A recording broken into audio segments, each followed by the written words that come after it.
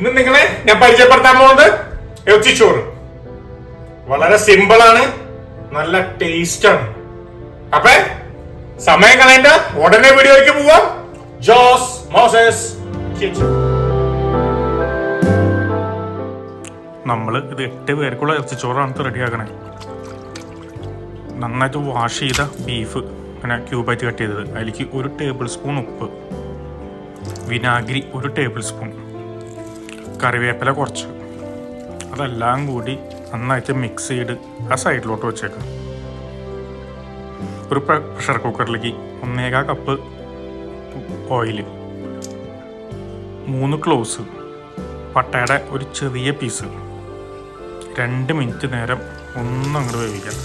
അത് കഴിഞ്ഞ് സബോള 2 എണ്ണം സ്ലൈസ് ചെയ്തത്, വെളുത്തുള്ളി ഒരു 6 എണ്ണം ഇടിച്ചത്, ഇഞ്ചി ഒരു മീഡിയം പീസ് ഇടിച്ചത്, പച്ചമുളക് ഒരു 5 എണ്ണം ഇടിച്ചത്, അതെല്ലാം കൂട്ടിയിട്ട് ഒന്നങ്ങോട്ട് വഴറ്റാം 5 മിനിറ്റ് നേരം. അതിലേക്ക് 1 ടേബിൾ സ്പൂൺ ഉപ്പ് ചേർക്കാം, മഞ്ഞൾ 1 ടീസ്പൂൺ, മുളക് പൊടി 3 ടേബിൾ സ്പൂൺ, മല്ലിപ്പൊടി 4 ടേബിൾ സ്പൂൺ, ഒരു 5 മിനിറ്റ് നേരം വഴറ്റാം. തക്കാളി സ്ലൈസ് ചെയ്ത് ഒരു 2 എണ്ണം, ഒന്ന് 5 മിനിറ്റ് കയറി വഴറ്റി കഴിഞ്ഞിട്ട് നമ്മൾ നേരത്തെ മാരിനേറ്റ് ചെയ്ത് വെച്ച ബീഫ് അങ്ങോട്ട് ചേർക്കാം. അതൊന്നങ്ങോട്ട് ഇളക്കി കഴിയുമ്പോൾ അതിലേക്ക് വെള്ളം ഒരു 5 കപ്പ്. ഇതേ കൂടുതലാന്ന് വിചാരിക്കും, ഇത് കൂടുതലല്ല കേട്ടോ. അടച്ച് വയ്ക്കുക, 3 വിസിൽ വരെ കുക്ക് ചെയ്യുക. 3 വിസിൽ കഴിയുമ്പോൾ അത് ഓഫ് ചെയ്ത് അതിൻ്റെ തീ മൊത്തം അങ്ങോട്ട് പോട്ടെ. ആ സമയത്തിനുള്ളിൽ നമുക്ക് ജീരകശാല അരി 4 കപ്പ് വാഷ് ചെയ്ത് ഒരു 30 മിനിറ്റ് നേരം സോക്ക് ചെയ്യാം കേട്ടോ. പ്രഷറൊക്കെ പോയി നമുക്ക് ഞാൻ കുക്കർ അങ്ങോട്ട് തുറക്കാം. അതിൻ്റെ സ്മെല്ല് അടിപൊളിയായിരിക്കും. നല്ല സോഫ്റ്റ് ബീഫ്, അതിൻ്റെ ഉള്ളിൽ നിന്ന് ബീഫ് നമ്മളൊരു പാത്രത്തിലേക്ക് മാറ്റി വയ്ക്കാം. സ്റ്റോക്ക് കളയരുത്, ഇതാണ് ടേസ്റ്റുള്ള സാധനം, ഇതാണ് നമ്മൾ ഉപയോഗിക്കും. ഒരു 1/4 കപ്പ് ഓയിൽ, 1/4 ഗീ, സബോള ഒരു 1/2 നന്നായിട്ട് ഫൈനായി സ്ലൈസ് ചെയ്ത് ഗോൾഡൻ കളറിൽ ഫ്രൈ ചെയ്ത് അങ്ങനെ സൈഡിലേക്ക് മാറ്റി വെച്ചേക്കാം. ആ ഓയിലിലേക്ക് പട്ട ഒരു കുഞ്ഞ് പീസ്, ഗ്രാമ്പു ഒരു 3 പീസ്, ഏലക്കായ ഒരു 2 എണ്ണം. അത് 1 മിനിറ്റ് കുക്ക് ചെയ്ത് അതിലേക്ക് സബോള ഒരു 1/2 സ്ലൈസ് ചെയ്ത് കേട്ടോ. 1 മിനിറ്റ് സോക്ക് ചെയ്ത് നമ്മൾ അരി 30 മിനിറ്റ് സോക്ക് ചെയ്ത് വെച്ചില്ലേ, അതങ്ങോട്ട് ഇടാം. അത് കഴിഞ്ഞ് ഫുൾ ടൈം ഇളക്കിക്കൊണ്ടിരിക്കാം. ഒരു 5 to 7 മിനിറ്റ് അത് കുക്ക് ചെയ്യാം. അത് കഴിഞ്ഞാൽ സ്റ്റോക്ക് ഒരു 7 കപ്പ് അങ്ങോട്ട് ഒഴിക്കാം. ഇപ്പോൾ നിങ്ങൾക്ക് ആ സ്റ്റോക്ക് അത്ര ഇല്ലെങ്കിൽ ആവശ്യത്തിന് വെള്ളം ചേർക്കാം, ഉപ്പ് നോക്കാം. അത് കഴിഞ്ഞ് അടച്ച് വെച്ച് നല്ല തീ അങ്ങോട്ട് കൂട്ടാം.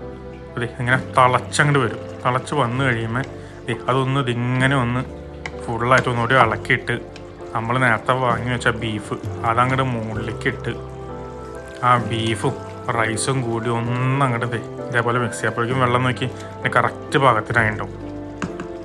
അത് കവർ ചെയ്യുക, സ്ലോ ഫ്ലെയിമിലേക്ക് വയ്ക്കുക, 30 മിനിറ്റ് നേരം കുക്ക് ചെയ്യുക. തുറന്ന് കഴിയുമ്പോൾ ഇതേപോലെ അടിപൊളി നല്ല സോഫ്റ്റ് റൈസ് കിട്ടും. ആ ബീഫിൻ്റെയും നെയ്യൊക്കെ ഇറങ്ങിയിട്ടുണ്ടല്ലോ, ആ സോഫ്റ്റ് പുതുന്നിരിക്കും. പാത്രത്തിലേക്ക് മാറ്റി അതിൻ്റെ മുകളിലേക്ക് ആ നേരത്തെ ഫ്രൈ ചെയ്ത ഓണിയനും ചേർത്ത് സർലാസിൻ്റെ കൂടെ അങ്ങോട്ട് പിടിച്ചേക്കാം. അടിപൊളിയായിരിക്കും.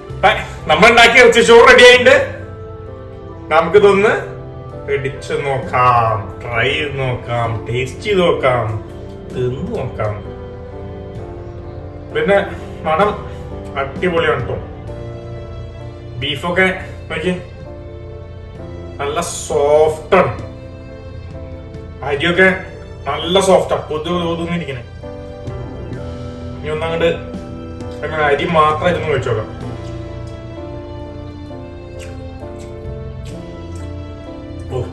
മെൽറ്റ് ചെയ്ത് പോവാൻ കേട്ടോ ബീഫ്.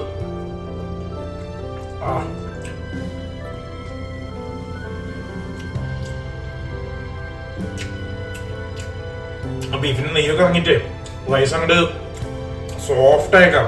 അങ്ങനെ വിട്ടുവിട്ട് കിടക്കുന്നുണ്ട്, ഓവർ മസാല ഇല്ല, അടിപൊളി ടേസ്റ്റ്. പിന്നെ ഞാൻ കച്ചമ്പറിന്റെ കൂടെ ഉണ്ട് കഴിക്കണേ. ഇതിന്റെ റെസിപ്പി വേണമെങ്കിൽ എന്റെ ചാനലിൽ എടുപ്പുണ്ട് കേട്ടോ. ഇടയ്ക്ക് കച്ചമ്പറും കഴിക്കാം. അപ്പൊ നിങ്ങൾക്ക് കൂടുതൽ കഴിക്കാം. ആ ടേസ്റ്റ് ഒന്ന് ക്ലിയർ ആയില്ലേ? ഇവിടെ തന്നെ വീണ്ടും പിന്നെ എടുക്കാം. എങ്ങനെയാ ആസ്വദിച്ച് തന്നെ.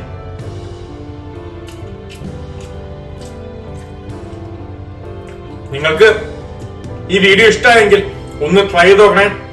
ട്രൈ ചെയ്ത് ഇഷ്ടമായാൽ ഒന്ന് ഷെയർ ചെയ്തേക്കണേ. ഒരു കമന്റ് എങ്ങനെയുണ്ടെന്നുള്ളത്. നിങ്ങളുടെ കമന്റ്സ് അല്ലേ എന്നെ വീണ്ടും മുന്നോട്ട് നയിക്കുള്ളൂ. പിന്നെ എന്നെ ഒന്ന് സപ്പോർട്ട് ചെയ്തേക്കണേ, ആ സബ്സ്ക്രൈബ് ബട്ടൺ ഞെക്കിയിട്ട്. അപ്പൊ ഓക്കെ, പുതിയ റെസിപ്പി ഉടനെ വരാം. ബൈ.